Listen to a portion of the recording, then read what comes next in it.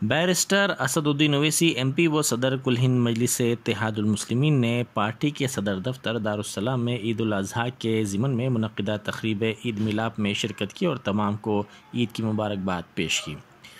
सदर मजलिस ने नमाज मगरिब दारुस्सलाम में अदा की। नमाज मगरिब के बाद दारुस्सलाम में मौजूद इब्तिदाई मजालिस के सुदूर मुतमदीन सरगर्म कारकुनान मुहिब्बान मजलिस के लिए इशाइया का आगाज़ कर दिया गया। सदर मजलिस ने मजलिसी कारकुनों के हमरा इशाइया में शिरकत की।